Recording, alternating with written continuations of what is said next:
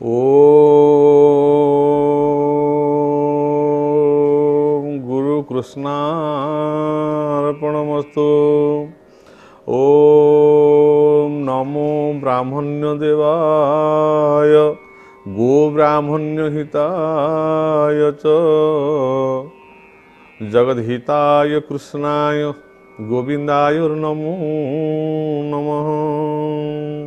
श्री भगवान कृष्ण जे गुरु गोरु एवं ब्राह्मण गोमाता ब्राह्मण मानकर अत्यंत हितकारी, जे पालन करती, जे सृष्टिर पालनकर्ता, संहारकर्ता, रक्षाकर्ता एवं स्रष्टा एवं सर्वाग्रे जी विद्यमान करिसेंति भगवान कृष्ण रूप से आकर्षयति कृष्ण, जे समस्त को तांकर से बंशी सुनरे जीव जगत को आकर्षण करुँच आड़ को प्रत्येक मुहूर्त से आनंद को प्राप्त करने आम साधारण जीव तांको जानी पारुने, बुझी पारुने, विषय आनंद रे आम सब मग्न रहीचे, विषय आनंद सुख को भोग करने सतत चेष्टा करुचे, किंतु से जो परमानंद सुख ताको प्राप्त हो पारुने।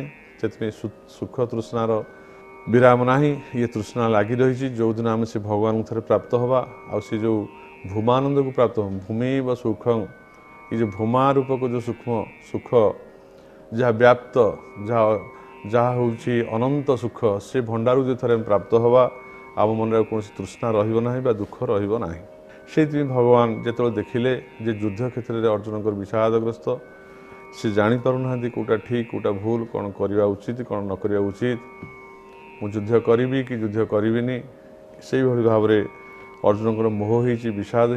अर्जुन बुझी ना आत्मतत्व कौन, शरीर तत्व कौन, शरीर तत्व कौन एवं किए विनाशशील और किए अविन्यासी। जो अर्जुन को भीतर एक आसीनी से अर्जुन युद्ध करने को अनिच्छा प्रकाश करुँच, बारंबार चेष्टा कर भगवान तांको से ज्ञान प्रदान करने एवं से द्वितीय अध्यायर 23 श्लोक पुनः भगवान कहते जे नैनं छिंदन्ति शस्त्राणि नैनं दहति पावक न चैन क्रीडन्त आप न शोषयति मरुतः। नैनं छिंदन्ति शस्त्राणि नैनं दहति पावक न चैन क्रीडन्त आप न शोषयति मारुतः। अर्थात भगवान कहते शस्त्र गुड़िक ही शरीर छेदन कर नैन छिंदन्ति शस्त्राणि। भगवान कहते कौन अस्त्र द्वारा बा शस्त्र द्वारा या केवे विनाश करा छेदन करा कारण यह एत सूक्ष्म, ये समूह पदार्थ को अतिक्रम करके जाए। कौन पत्थर कांथ हो, काचर कांथ हो, लुहार कांथ हो, कंक्रीट हो, सी सबू को भेद करके चली जापे। माने ये कौन पदार्थर प्रतिबंधकता ना, तेना कौन अस्त्र केमती छेदन कर आहरी सूक्ष्माति सूक्ष्म हो अशरीरी कौन भौतिक पदार्थ द्वारा शरीर निर्माण हो न से अविन्यासी पदार्थर ताको अग्नि केमती दहन करे। अग्नि केवल भौतिक पदार्थ दहन करे, जहाँ भौतिक पदार्थ नुहे, जार शरीर नाही, जहाँ हूँ गुणातीत, से गुणातीत पदार्थ जे सत्व रज तम गुण अधीत, से अविन्यासी निराकार तत्व को अग्नि केमती छेदन कर, अग्नि केमती दहन कर, अस्त्र तो छेदन कर नहीं, अग्नि केमती दहन कर, अग्नि जल पार। अग्नि क्या जल सुखिला काठ, सुखिला बाउंश जलिला कंचा जिनस पड़े से जाड़, कारण जहाँ पंचभूत तैयारी यथा पृथ्वी, जल, अग्नि, वायु, आकाश, जो पंचभूत रहा एमानकर पंचीकरण द्वारा, एमान सम्मिश्रण द्वारा, एमानकर विघंटन द्वारा, एमाने मिशिबा द्वारा जो शरीरटी तैयारी होता है बा जेते पदार्थ जड़ पदार्थ संसार आम देखुचे, ये प्रत्येक जड़ पदार्थ को अग्नि दहन कर अस्त्र छेदन कर, किंतु अस्त्र तो ताको स्पर्श कर ना, सी एत सूक्ष्माति सूक्ष्म सूक्ष्म अस्त्र केमती छेदन कर, कारण सी तो कौन भौतिक पदार्थ नुहे ना। तो भौतिक पदार्थ को सीना अस्त्र छेदन कर, जहाँ भौतिक नुहे, जहाँ भौतिक अतीत, जहाँ तीन गुण अतीत, ताकू केमती अग्नि भी दहन कर। अग्नि अग्नि छुई, अग्नि केवल जड़ पदार्थ को स्पर्श करी दहन करे। कौन चैतन्य पदार्थ को जहाँ पूर्ण भाव में सर्वत्र विद्यमान अग्नि केवे दहन कर।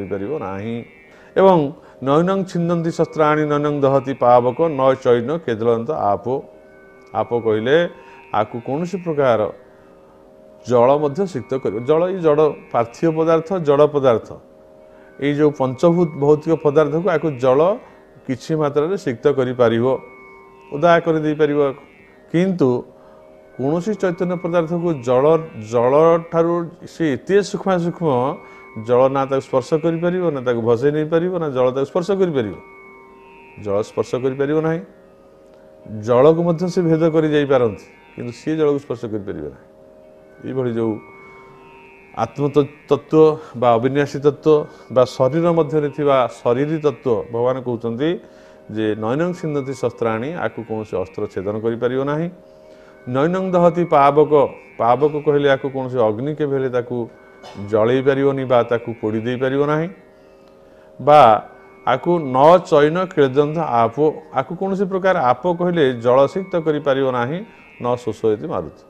जमी पवन बहवा द्वारा आम ओदा लुगाटे सुखे से शुष्क कर वस्त्र को प्रत्येक पदार्थ सुखे दौर से भाव में ये आत्मतत्व को कौन प्रकार पवन स्पर्श कर पवन सूक्ष्म हेल्ला केते सूक्ष्मातीत सूक्ष्मता अवर्णनीय जे कि पवन स्पर्श पवन भेद कर चली जमी पवन आगे जदि गोटे कौन पहाड़ पड़ुछि कि कांथ पड़ुछि कंक्रीट ढलई पड़ुछि पवन भेदिकी से पाक जापरुनि गोटे बेलून भितर जदि आम ब्लाडर भितर पवन को पूरे दौचे जब ट्यूब भितर पवन भर्ती कर देमी जापर आबद्ध हो रही किंतु ये पदार्थ आत्मचैतन्य पदार्थ अविनाशी पदार्थ ये ताकू भेद कर पड़े फटिवर आवश्यक प्रति एत सूक्ष्मातीत ये कंक्रीट ढलई कांथ को भेदीज पत्थर को भेदीज पहाड़ को भेदीज ये सब को भेद कर पलैज ये सब भितर प्रवेश कर पलैज आपको कौन प्रकार किए धरी पारे या तेणु से ये अवस्था किए शोषण कर पवन शोषण करमी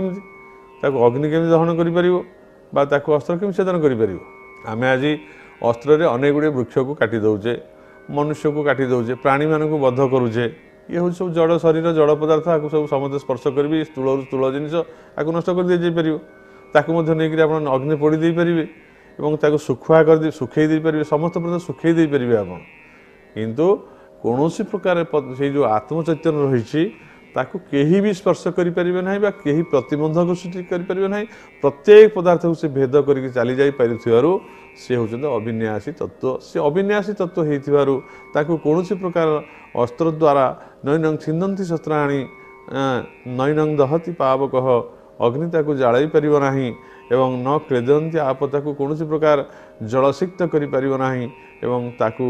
पवन के भेले शोषण कर शुष्क कर से आत्मचैतन्य तत्व यहीपरि हूँ एक तत्व आम कौचे शरीर अच्छी ताहले परिवर्तन शरीर हुए हुए अच्छी बा शरीर हुए ना उदाहरणार्थ कहुपर काठ अच्छी सुतरां विकृति काठरे हुए अच्छी हुए ना अर्थात जो पदार्थ अच्छी ताधर विकृति होनी से जो पदार्थ अच्छी ताधर विकृति होमती गोटे मंजीटे अच्छी मंजी अच्छी तार विकृति होची कौन से गजा बाहर से अंकुरोद्गम हो गचर परिणत हो से जो पदार्थ विकृति होची किंतु से जो पदार्थ अच्छी सी अच्छी हाँ तेणु यही भाव में जहाँ विद्यमान अच्छा व्याप्त भाव में अच्छा से प्रत्येक मुहूर्त अच्छा एवं से पदार्थ किसी हुए ना किंतु हेले से विकृति जो हुए परवर्ती अवस्था जी अच्छी से भाव स्थिर रही था काठटी ओदा हो जाए हेले काठ अच्छी किंतु काठटी ओदा है एवं अच्छी एवं से ओदा है पुणी ओदा अर्थात जो भाव गोटे पत्थरटी अच्छी से जल में बुड़े दिगला से ओदा है पुणी जल आसला शुष्क हो गला से ओदा हो पारा नहीं से कहीं करें से जमी था पूर्व से भाव रहा ऊपर केते बन्या केते बात्या केते झड़झंझा केते अग्नि केते कौन सब बहीजे किंतु कहीं स्पर्श करें ना ताप कौन उदाहरण ना आप जेहेतु से अविनाशी सूक्ष्मातीत सूक्ष्म पदार्थ ताकू कौन प्रकार कहीं अस्त्र छेदन करें कि अग्नि दहन करें ये कथा भल भाव बुझीज जहाँ कहीं जार शरीर ना जी तीन गुण सत्व रज तम गुण जी अतीत जी पंचभूत जी तैयारी नहांती जहाँ को किए स्पर्श करें जहाँ को देखा जाऊ नहीं ताको केमिति किए धरी पारिबो ताको किए केमिति नष्ट कर दे पारिबो तेणु ताहा हूँ अविनाशी ताहा नष्ट हो पारे नाही बा ताको चाहिए मध्य केही केबे नष्ट करि पारिबे नाही ताहा हूँ एभली एक पदार्थ पुनः भगवान अर्जुन को कहते से द्वितीय अध्याय 24 श्लोक जे अच्छेद्य अयमदाह्य अयम क्लेद्य अशस्य वच नित्य सर्वगत स्थाणु अचल अयं सनातन अच्छेद्यो अयमदाह्य अयम क्लेद्य स्वस्य वच नित्य सर्वगत स्थाणुर अचल अयं सनातन এই শরীরକୁ ଛେଦନ କରାଯାଇପାରେ ନାହିଁ, ଜଳା ଯାଇପାରେ ନାହିଁ, ଆର୍ଦ୍ର କରାଯାଇପାରେ ନାହିଁ, ଶୁଷ୍କ କରାଯାଇପାରେ ନାହିଁ, କାରଣ ଏହା ନିତ୍ୟ, ସର୍ବବ୍ୟାପୀ, ଅଚଳ ଏବଂ ସ୍ଥାଣୁ ଏବଂ ଏହା ଅନାଦି। ଏହାର ସ୍ଥିତି ସବୁବେଳେ ଥିବାରୁ, ଇଏ ସବୁବେଳେ ଅପରିବର୍ତ୍ତିତ ଅବସ୍ଥାରେ ରହୁଥିବାରୁ, ତାର କୌଣସି ପରିବର୍ତ୍ତନ ହୋଇନଥିବାରୁ କୌଣସି ପରିସ୍ଥିତିରେ ବି ତାକୁ ପରିବର୍ତ୍ତନ କରାଯାଇପାରିବ ନାହିଁ, କୌଣସି କାରଣରେ ନୁହେଁ, କୌଣସି କାଳରେ ବି ନୁହେଁ। ଆଜି ହେଇନି, କାଲି ହେବନି, କି ପୂର୍ବରୁ ହେଇନଥିଲା, ଇଏ ଯେମିତି ଅଛି ସେଇ ସ୍ଥିତିରେ ସବୁବେଳେ ରହିବ। ତେଣୁ ତୁମେ ଯେଉଁ ମନ ଦୁଃଖ କରୁଛ ଯେ ମୁଁ ଆକୁ ମାରିଦେଲେ ଏଇସବୁ ରହିବେନି, ମୁଁ ଯାହାକୁ ମାରିଦେବି ସେ ଆଜି ଅଛନ୍ତି କାଲି ରହିବେନି, ତମ ଧାରଣା ଏଇଆ ହେଉଛି ତ? ନା କ'ଣ କହୁଛ ଅର୍ଜୁନ? ଯେ ତୁମ ମନ ଭିତରେ ଆସୁଛି ଯେ ଯେଉଁମାନେ ଅଛନ୍ତି ମୋ ସମ୍ମୁଖରେ, ଯୋଦ୍ଧାମାନେ, ମୋର ଯେଉଁମାନେ ରଣାଙ୍ଗନରେ ଅଛନ୍ତି, ମୋର ନିଜର ଆତ୍ମୀୟ ସ୍ୱଜନମାନେ, ସେମାନେ ଅଛନ୍ତି, ମୁଁ ମାରିଦେଲେ ସେ ରହିବେନି, ଏଇ ଧାରଣାକୁ ଭୁଲ ମନ ଭିତରେ ଭାବନା। ଇଏ ଯେମିତି ଥିଲେ ସମସ୍ତେ ଅଛନ୍ତି, କେହି କିଛି ନଷ୍ଟ ହେବେ ନାହିଁ, ଯାହା ନଷ୍ଟ ପଦାର୍ଥ ନଷ୍ଟ ହେବ। ଏମାନେ ସମସ୍ତେ ଅବିନ୍ୟାସୀ ତତ୍ତ୍ୱ, ଏମାନେ ସମସ୍ତେ ଦିବ୍ୟ ଆତ୍ମ, ଏ ଆତ୍ମମାନଙ୍କୁ କେହି କେବେ ନଷ୍ଟ କରିପାରେ ନାହିଁ। ଏଇ କଥା କହୁଛନ୍ତି ଭଗବାନ ଯେ ତାଙ୍କୁ ଅସ୍ତ୍ର ଛେଦନ କରିପାରିବ ନାହିଁ। ତୁମେ ଯାହାକୁ ଅସ୍ତ୍ରରେ ଛେଦନ କରିବ ସେଇଟା କେବଳ ଗୋଟେ ବସ୍ତ୍ର ପରି ଶରୀରକୁ ସିନା ଛେଦନ କରିବ, ଏ ଶରୀରକୁ ତୁମେ ଛେଦନ କରିବ ସେ ହେଇପାରିବ। ଏ ଶରୀରକୁ ତୁମେ ଜଳେଇ ଦେଇପାର, କିନ୍ତୁ ତା ଭିତରେ ସେ ଯେଉଁ ଆତ୍ମଚୈତନ୍ୟ ବା ଆତ୍ମତତ୍ତ୍ୱ, ତୁମେ ତାହାକୁ କେବେ ନଷ୍ଟ କରିପାରିବ ନାହିଁ, ତାକୁ ତୁମେ କେବେ ଜଳେଇ ଦେଇପାରିବ ନାହିଁ। ସେ ହେଉଛି ଅମୃତ ତତ୍ତ୍ୱ, ତାର ଅବିନ୍ୟାସୀ ତତ୍ତ୍ୱ, ତାହାର କେବେ ମୃତ୍ୟୁ ହୁଏନି। ବାରମ୍ବାର ଭଗବାନ ଚେଷ୍ଟା କରୁଛନ୍ତି, ସତତ ଚେଷ୍ଟା କରୁଛନ୍ତି ଅର୍ଜୁନ ଭିତରେ ଏ କଥାକୁ ପ୍ରବେଶ କରିବା ପାଇଁ। ଅବ୍ୟକ୍ତ ଅୟମ ଚିନ୍ତ ଅୟମ ବିକାର୍ଯ୍ୟ ଅୟମୁଚ୍ୟତେ ତସ୍ମାଦେକଂ ବିଦିତେନ ନାନୁଶୋଚିତୁ ମହର୍ଷି। ପୁଣି 25 ନମ୍ବର ଶ୍ଲୋକରେ ଭଗବାନ ପୁନଃ ସେ କଥା କହୁଛନ୍ତି, ଏହି ଦେହି ପ୍ରତ୍ୟକ୍ଷ ଦୃଷ୍ଟିଗୋଚର ହୁଏ ନାହିଁ, ଏହା ଚିନ୍ତନର ବିଷୟ ନୁହେଁ, ଏହାକୁ ନିର୍ବିକାର କୁହାଯାଏ। ତେଣୁ ଏ ଦେହକୁ ଏପରି ଜାଣି ଶୋକ କରିବା ଉଚିତ ନୁହେଁ। ତେଣୁ ତୁମେ ଯେଉଁ ଶୋକ କରିକି ଭାଙ୍ଗି ପଡ଼ୁଛ, କ'ଣ କହୁଛ ଶୋକ? ଯେ ମୋର ଏମାନେ ଜ୍ଞାତି କୁଟୁମ୍ବ ଭାଇ, ମୁଁ ଦ୍ରୋଣଙ୍କୁ ମାରିଦେବି, ମୋତେ କାନ୍ଦ ମାଡ଼ିବ, ମୋର ଲୋକ ନାହାନ୍ତି।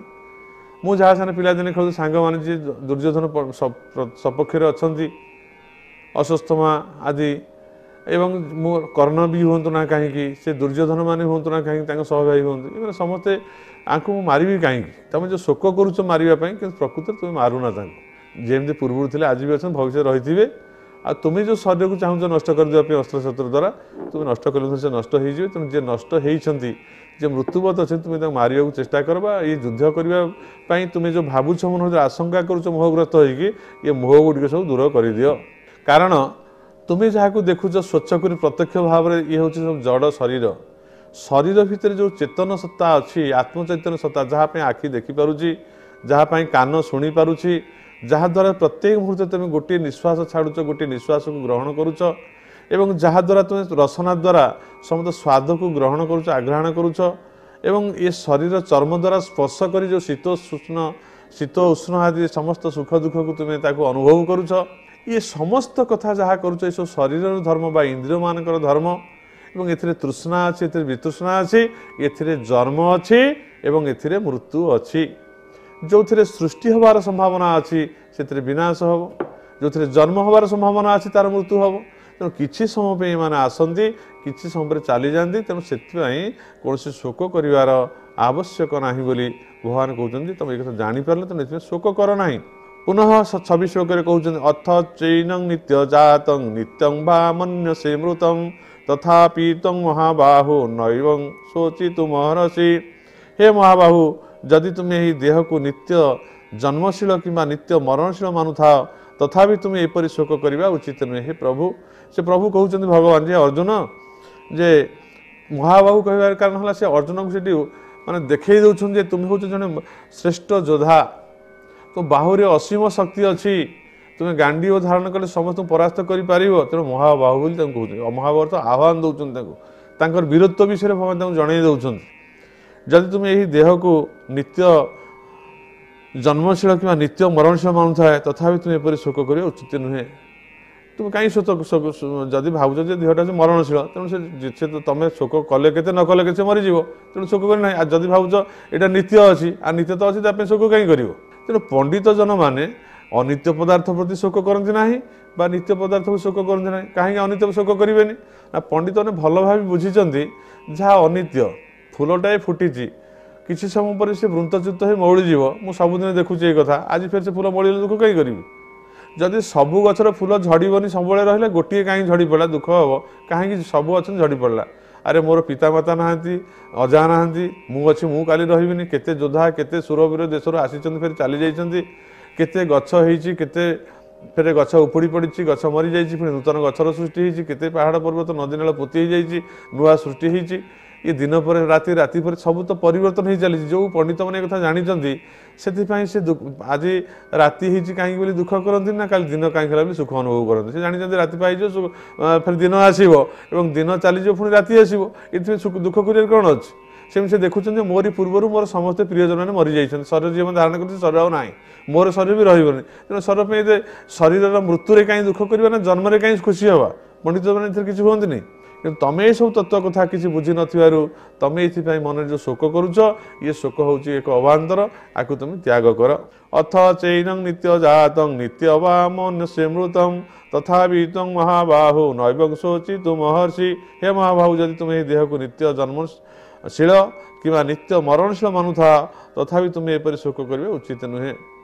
କୌଣସି ପ୍ରକାର ମାନେ ପଣ୍ଡିତଜନ ମାନେ ଯାହା ମୃତ, ଯାହା ଅବିନ୍ୟାସୀ ତତ୍ତ୍ୱ, ଯାହା ମୃତ ନୁହେଁ, ଯାହା ବିନାଶଶୀଳ, ଯାହା ମୃତ ହୁଏ, ଯିଏ ମରିଯାଏ, ଯାହା ବିନାଶ ହେଇଯାଏ, ତା ପାଇଁ ସେ ଦୁଃଖ କରନ୍ତି। କାରଣ ସେ ଜାଣିଛନ୍ତି ସେଟା ବିନାଶଶୀଳ, ବିନାଶ ହେଇଯିବ। ବସ୍ତ୍ର ଖଣ୍ଡେ ପିନ୍ଧିଛି, ଜାଣିଛି ଏଥର ରଙ୍ଗ ଉଡ଼ିଯିବ, ଇଏ ଫାଟିଯିବ, ଫୁଟିଯିବ, ତ ସେ ଦୁଃଖ କାହିଁ କରିବ? ଦୁଃଖ ଯେମିତି ହେଉନି ମନ ଭିତରେ କି ମୁଁ ଗଛଟିଏ ଲଗେଇଛି, ସେ ଫଳ ଫଳିଲା ପରେ ମରିଗଲା, ତାପରେ ମୁଁ ତାକୁ କାଟିଦେଲି ସେ ଗଛ, ସେ ଦୁଃଖ କାହିଁ କରିବି ତା ଭିତରେ? ତେଣୁ ଶରୀରଟା ଆସିଛି, ତାର ବାର୍ଦ୍ଧକ୍ୟ ହେଲା, ଜରାଗ୍ରସ୍ତ ହେଲା, ରୋଗ ହେଲା, ସେ ମରିଯିବ ବା ନଷ୍ଟ ହେଇଯିବ, ସେଥିପାଇଁ ମୁଁ ଦୁଃଖ କାହିଁ କରିବି? ଆଉ ଯଦି ଯେଉଁଟା ଭାବୁଛି ନଷ୍ଟ ହୁଏ ନାହିଁ, ନଷ୍ଟ ହୁଏନି, ତା ପାଇଁ ଦୁଃଖ କାହିଁ କରିବି? ଉଭୟ ପାଇଁ ମଧ୍ୟ ପଣ୍ଡିତମାନଙ୍କର ଦୁଃଖ ବା ଶୋକ ହୁଏ ନାହିଁ। ଜାତସ୍ୟ ହି ଧ୍ରୁବର ମୃତ୍ୟୁ ଧ୍ରୁବଂ ଜନ୍ମ ମୃତସ୍ୟ ଚ ତସ୍ମାତ୍ ପରିହର୍ଯ ଅର୍ଥେ ନ ଶୋଚିତ୍ୱଂ ମହର୍ଷି। ଅର୍ଥାତ୍ ଜାତସ୍ୟ ହି ଧ୍ରୁବର ମୃତ୍ୟୁ ଧ୍ରୁବଂ ଜନ୍ମ ମୃତସ୍ୟ ଚ ତସ୍ମାତ୍ ପରିହାର୍ଯ୍ୟ ଅର୍ଥେ ନ ତ୍ୱଂ ଶୋଚିତୁ ମହର୍ଷି। ଭଗବାନ କହୁଛନ୍ତି କାରଣ ଯିଏ ଜନ୍ମ ହୋଇଛି ତାର ମୃତ୍ୟୁ ସୁନିଶ୍ଚିତ, ଏବଂ ଯିଏ ମରିଛି ତାର ଜନ୍ମ ହେଉଛି ସୁନିଶ୍ଚିତ। ଅର୍ଥାତ୍ ଯିଏ ଜନ୍ମ ହୋଇଛି, ଜାତସ୍ୟ ହି ଧ୍ରୁବର ମୃତ୍ୟୁ, ଯିଏ ଜନ୍ମ ହେଇଛି ମାନେ ନିଶ୍ଚୟ ମରିବ। ଜନ୍ମ ହେଇକି ଚିରସ୍ଥାୟୀ କେହି ରହିବ, କାରଣ ପରିବର୍ତ୍ତନ ହେଉଛି। ମାତୃଗର୍ଭରେ ଭ୍ରୂଣଟିଏ ବଢ଼ିଲା, ଅଙ୍କୁରୋଦ୍ଗମ ହେଲା, 10 ମାସ ପରେ ସେ ଭୂପୃଷ୍ଠକୁ ଆସିଲା, ସେ ସମସ୍ତ ଦେଖିଲା, ଚାଲିଲା, ଖେଳିଲା, ବୁଡ଼ିଲା, ଧୀରେ ଧୀରେ ତାର ବୃଦ୍ଧିପ୍ରାପ୍ତ ହେଲା। ସେ ବାଲ୍ୟ ଅବସ୍ଥାର ପୌଗଣ୍ଡ, ଯୌବନ ଅବସ୍ଥା, ତାପରେ ସେଠୁ ତାର ଆସିଲା ଜରା ଅବସ୍ଥା, ବ୍ୟାଧି ଅବସ୍ଥା, ତାପରେ ତାର ମୃତ୍ୟୁ ଅବସ୍ଥା। ଏମିତି ଅବସ୍ଥାର ପରିବର୍ତ୍ତନ ହେଉଛି, ମୁଁ ଦେଖୁଛି। ସେଥିରେ କ'ଣ ମନ ଦୁଃଖ କରୁଛି? ମୋର ବାଲ୍ୟ ଅବସ୍ଥା ଚାଲିଗଲାଣି, ମୁଁ କ'ଣ ମୁଡ଼ ବାଡ଼ିକି କାନ୍ଦୁଛି? ମୋର ଯୌବନ ଚାଲିଗଲା, ବୃଦ୍ଧା ହେଇଗଲି, ମୁଁ କ'ଣ କାନ୍ଦୁଛି? ଯେମିତି ସବୁ ଗୋଟିଏ ପରେ ମୋ ଆଖିରେ ଚାଲିଯାଉଛି, ମୁଁ ତାକୁ ଜାଣିଗଲିଣି ଯେ ଏ କଥା ସମସ୍ତଙ୍କର ଏମିତି ବାଲ୍ୟ ଅବସ୍ଥା ଥାଏ ଏବଂ ବୃଦ୍ଧ ଅବସ୍ଥା ଆସେ, ସେଥିପାଇଁ ମୋର ଦୁଃଖ ନାହିଁ। ସେମିତି ସମସ୍ତଙ୍କର ମରଣ ହୁଏ, ମୋର ବି ମରଣ ହେବ, ମୋ ଭାଇର ମରଣ ହେବ, ପିତାର ମରଣ ହେବ, ସେଥିରେ ମୁଁ କାହିଁ ଦୁଃଖ ପ୍ରକାଶ କରିବି? ଭଗବାନ କହୁଛନ୍ତି ଯାହା ନିତ୍ୟ, ଯାହା ସତ୍ୟ, ଯାହା ସବୁବେଳେ ହେଇ ଚାଲିଛି ଏବଂ ତାକୁ କେହି ରଖିପାରିବେ ନାହିଁ, ତାକୁ କେହି ଚାହିଁଲେ ମଧ୍ୟ ବଞ୍ଚେଇକି ରଖିପାରିବେନି। ଯାହା ମୃତ ସେ ମୃତ, ସେଥିପାଇଁ ଦୁଃଖ କାହିଁ କରିବ? ଆଉ ଯାହା ମରେ ନାହିଁ, ଯେଉଁ ଅବିନାଶୀ ତତ୍ତ୍ୱ, ସେ ତ ଅବିନାଶୀ ତତ୍ତ୍ୱ, ତା ପାଇଁ ଦୁଃଖ କରିବା କୌଣସି କାରଣ ନାହିଁ। ଉଭୟ ପାଇଁ ପଣ୍ଡିତଜନ ଦୁଃଖ କରନ୍ତି ନାହିଁ। ତେଣୁ ଜାତସ୍ୟ, ପୁନର୍ବାର ଭଗବାନ କହୁଛନ୍ତି ଜାତସ୍ୟ ହି ଧ୍ରୁବର ମୃତ୍ୟୁ ଧ୍ରୁବଂ ଜନ୍ମ ମୃତସ୍ୟ ଚ ତସ୍ମାତ୍ ପରିହାର୍ଯ୍ୟ ଅର୍ଥେ ନ ଶୋଚିତୁ ମହର୍ଷି। ୟାକୁ କୌଣସି ପ୍ରକାର ଏହା ପାଇଁ କେହି ଦୁଃଖ କରିବାର ଆବଶ୍ୟକ ନାହିଁ ବା ଶୋକ କରିବାର ଆବଶ୍ୟକ ନାହିଁ। କାହିଁ ଶୋଚନା କରୁଛ? ଏଠି ଶୋଚନା କରିବାର କାରଣ କ'ଣ ଅଛି? ଯେ ଏଥିପାଇଁ ଶୋଚନା କରିବନି ଯେ ତୁମେ ଯେଉଁ ଶୋଚନା କରୁଛ ଅଯଥାରେ ବସିକିରି ଯେ ମୁଁ ତାଙ୍କୁ ମାରିଦେବି, ତୁମେ ପ୍ରକୃତ ତାକୁ ମାରିପାରିବ ନା, ତୁମ ଅସ୍ତ୍ର ଦ୍ୱାରା ସେ ମରିବେନି। ଆଉ ଯେଉଁ ପଦାର୍ଥ ମରିଯିବ ତା ପାଇଁ ଶୋକ କର ନା, କାରଣ ସେଥିରେ ସେ ପଦାର୍ଥ ଏମିତି ଆସିଲା, ସେ ଯାଏ। ତୁମେ ଆସିଛ, ତୁମେ ଯିବ, ମୁଁ ଆସିଛି, ମୁଁ ଯିବି, ଦ୍ରୋଣ ଯିବେ, ଭୀଷ୍ମ ଯିବେ, ତୁମ ଗୁରୁ ଯିବେ, ତୋର ପିତାମାନେ ଯେଉଁ ଥିଲେ ସେ ଆଜି ନାହାନ୍ତି, ସେ ପଣ୍ଡୁ ଆଜି ନାହାନ୍ତି, ପଣ୍ଡୁ ଚାଲିଗଲେଣି। ଆଜି ଧୃତରାଷ୍ଟ୍ର ବି ଚାଲିଯିବେ, ଆଜି ଶାନ୍ତନୁ ନାହାନ୍ତି, ସେମାନେ ସେ ଶାନ୍ତନୁ ମଧ୍ୟ ତାଙ୍କର ସିଏ ଚାଲିଗଲେଣି। ତେଣୁ ତୁମ ପିତା ପିତାମହ ସମସ୍ତେ ଚାଲିଗଲେଣି, କେହି ଆଉ ନାହାନ୍ତି, ତୁମେ ବି ଚାଲିଯିବ, ଏ କଥା ତୁମେ ଭଲ କି ଜାଣୁଛ। ତେଣୁ ଏଥିରେ ଶୋକ କରିବାର କ'ଣ ଆବଶ୍ୟକ ଅଛି? ଯେଉଁ ପଦାର୍ଥ ଚାଲିଯାଏ ତା ପାଇଁ ଶୋକ କର ନା, ଆଉ ଯେଉଁ ପଦାର୍ଥ ସ୍ଥିତି ଅଛି ସେଥିରେ ଶୋକ କରିବାର କୌଣସି ଆବଶ୍ୟକ ନାହିଁ। ତେଣୁ ହେ ଅର୍ଜୁନ, ତୁମେ ପଣ୍ଡିତ ପରି ସିନା କହୁଛ, କିନ୍ତୁ ପ୍ରକୃତ ତୁମ ଭିତରେ ଅସଲ ତତ୍ତ୍ୱ ବା ପାଣ୍ଡିତ୍ୟ ନାହିଁ। ଯଦି ଥାଆନ୍ତା ତୁମେ ଯୁଦ୍ଧ କ୍ଷେତ୍ରରେ ଏମିତି ବିଚାରଗ୍ରସ୍ତ ହେଇନଥାନ୍ତ। ଏଇ କଥା ଯେଉଁ ଭଗବାନ କହିବାକୁ ଚାହୁଁଛନ୍ତି ଅର୍ଜୁନକୁ, ଅର୍ଜୁନ ଏ କଥା ଧୀରେ ଧୀରେ ଶୁଣିକି ତାଙ୍କ ଭିତରେ ଟିକେ ଟିକେ ମାନେ ସେ ଯେଉଁ ସୁପ୍ତ ଚେତନା ଜାଗ୍ରତ ହେବାକୁ ଯାଉଛି, ତାଙ୍କ ଭିତରେ ସୁପ୍ତ ବୀରତ୍ୱ ଅଛି, ଶୌର୍ଯ୍ୟ ଅଛି, ସେ ତାକୁ ଧୀରେ ଧୀରେ ଏ କଥା ଶୁଣି ସେ ବୁଝିବାକୁ ଚେଷ୍ଟା କରୁଛନ୍ତି ଯେ ଭଗବାନ କିଭଳି ଭାବରେ ତାଙ୍କୁ ଯେଉଁ କହିଛନ୍ତି ଯେ ହେ ଭଗବାନ, ମୁଁ ତୁମକୁ ଗୁରୁ ଶିଷ୍ୟ ରୂପରେ ଶିଷ୍ୟସ୍ତେହଂ ସାଧିମାଂ ତଂ ପପ୍ରନୁ, ମୁଁ ଶରଣାଗତ ହେଲି ତୁମ ପାଖରେ ଶିଷ୍ୟ ଭାଗରେ, ମୋତେ ଆପଣ ସବୁ କଥା କୁହନ୍ତି। ଯେଉଁ ଅର୍ଜୁନ ଶିଷ୍ୟତ୍ୱ ସ୍ୱୀକାର କରୁଛନ୍ତି ଏଠି ଏବଂ ଭଗବାନଙ୍କୁ ପଚାରୁଛନ୍ତି ମୋ ପାଇଁ କେଉଁଟା ଭଲ ହେବ ମୋତେ କୁହ। ତେଣୁ ଭଗବାନ ସତତ ଚେଷ୍ଟା କରୁଛନ୍ତି ପୁଙ୍ଖାନୁପୁଙ୍ଖ ଭାବରେ ଆଲୋଚନା କରି ତାଙ୍କ ମନ ଭିତରେ ତାଙ୍କ ବୁଦ୍ଧିକୁ ମାର୍ଜିତ କରିବେ, ଚିତ୍ତକୁ ଶୁଦ୍ଧ କରିଦେବେ, ଯେମିତି ତାଙ୍କ ଭିତରେ କୌଣସି ଆଉ ଶୋଚନା ରହିବନି, କୌଣସି ଭାବନା ଆଉ ରହିବନି। ଭଗବାନ ସେଥିପାଇଁ ସତତ ଚେଷ୍ଟା କରି ପ୍ରତ୍ୟେକ ମୁହୂର୍ତ୍ତରେ ତାଙ୍କୁ ବୁଝିବାକୁ ଚେଷ୍ଟା କରୁଛନ୍ତି। ପୁନଃ 28 ଶ୍ଲୋକରେ ଭଗବାନ କହୁଛନ୍ତି ଅବ୍ୟକ୍ତ ଦାନି ଭୂତାନି ବ୍ୟକ୍ତ ମଧ୍ୟାନି ଭାରତ ଅବ୍ୟକ୍ତ ନିଧନାନ୍ନବ୍ୟ ତତ୍ର କା ପରିଦେବନା। ହେ ଅର୍ଜୁନ, ହେ ଭାରତ, ଜନ୍ମ ପୂର୍ବରୁ ସକଳ ପ୍ରାଣୀ ଅବ୍ୟକ୍ତ ଥିଲେ, ମୃତ୍ୟୁ ପରେ ମଧ୍ୟ ଅବ୍ୟକ୍ତ ହୋଇ ରହିବେ, କେବଳ ମଧ୍ୟକାଳରେ ହିଁ ବ୍ୟକ୍ତ ଭଳି ଦେଖାଯାଉଛନ୍ତି। ଅବ୍ୟକ୍ତ ଦାନି ଭୂତାନି ବ୍ୟକ୍ତ ମଧ୍ୟାନି ଭାରତ, ଯେ ସେ କହୁଛନ୍ତି ଜସ୍ତୁ ଯସ୍ୟାଦିରନ୍ତତ ସବେ ମଧ୍ୟଞ୍ଚ ତସ୍ୟ ସନ୍। ଅର୍ଥାତ୍ ଯାହା ଜନ୍ମ ହେବା ପୂର୍ବରୁ ସୃଷ୍ଟିକୁ ଯେତେବେଳେ ତୁମେ ଆସିଛ ସେତେବେଳେ ତୁମେ ତମ ଶରୀରର ଜଡ଼ ଶରୀର ନଥାଏ, ତୁମେ ଆତ୍ମଚୈତନ୍ୟ ଥିଲ ସେତେବେଳେ। ତାହା ଥିଲା ଅବିନାଶୀ ତତ୍ତ୍ୱ, ତାହା ବିନାଶ ନୁହେଁ। ଏବଂ ତାହା ଥିଲା ଅବ୍ୟକ୍ତ, ଯାହାକୁ ବ୍ୟକ୍ତରେ ପ୍ରକାଶ କରାଯାଇପାରିବ ନାହିଁ, କାରଣ ତାକୁ କେହି ଦେଖୁନାହାନ୍ତି, ତା ଶରୀର ନାହିଁ। ବ୍ୟକ୍ତ କେତେବେଳେ ହେଲା ନା ବ୍ୟକ୍ତ ମଧ୍ୟାନି ଭାରତ, ଏ ଶରୀରଟି ବ୍ୟକ୍ତ ହେଲା, ଅର୍ଥାତ୍ ଆମକୁ ଦେଖାଗଲା, ଆମେ ତାକୁ ଜାଣିଲେ। କେତେବେଳେ ଜାଣିଲେ? ମଧ୍ୟବର୍ତ୍ତୀ ସମୟରେ। ଆଗରୁ ପୂର୍ବରୁ ମାତୃଗର୍ଭକୁ ଆସିବା ପୂର୍ବରୁ ଅବ୍ୟକ୍ତ ଥିଲା, ଶରୀର ନଥିଲେ, ତାକୁ କେହି ଦେଖୁନଥିଲେ, ଜାଣୁନଥିଲେ। ଏବଂ ଯେତେବେଳେ ଶରୀରଟି ଧାରଣ କରି ମାତୃ ଜନ୍ମ ଜଣାଗଲା ଯେ ଇଏ ଗୋଟେ ମଣିଷ ପିଲାଟି ଜନ୍ମ ହେଲା, ଆକୁ ନାଁ ଦିଆଯିବ, ଇଏ ଆସ୍ତେ ଆସ୍ତେ ବଢ଼ିବ। ତ ଶରୀରଟି ହିଁ ବ୍ୟକ୍ତ ହେଲା, କେବଳ ମୂଳରୁ ଥିଲା ଅବ୍ୟକ୍ତ, ଶରୀର ମାଧ୍ୟମରେ ବ୍ୟକ୍ତ ହେଲା। ଶରୀର ସବୁ ଧୀରେ ଧୀରେ ଜନ୍ମ ହେଲା, ଜରା ହେଲା, ବ୍ୟାଧି ହେଲା, ତାର ମୃତ୍ୟୁ ହେଇଗଲା, ଶରୀର ସେ ତ୍ୟାଗ କରିଦେଲା। ତାହେଲେ ସେ କ'ଣ ଜଣାପଡ଼ିଲା? ଆରମ୍ଭରେ ସେ ଯେଉଁ ଅବ୍ୟକ୍ତ ଥିଲା, ଶରୀର ନିଧନ ହେଲା ପରେ ମଧ୍ୟ ପୁଣି ସେ ଅବ୍ୟକ୍ତ ହେଇଗଲା, ଅବ୍ୟକ୍ତରୁ ସେ ଅବ୍ୟକ୍ତ ହେଇଗଲା। ତେଣୁ ଏଠି କେବଳ ମଝିରେ ମାନେ ପ୍ରଥମରେ ହେଉଛି ଅବ୍ୟକ୍ତ ଜନ୍ମ ପୂର୍ବରୁ, ମୃତ୍ୟୁ ପରେ ହେଉଛି ଅବ୍ୟକ୍ତ, ମଝିରେ କିଛି ସମୟ ପାଇଁ ଶରୀରଟି ବ୍ୟକ୍ତ ଭଳି ଦେଖାଗଲା।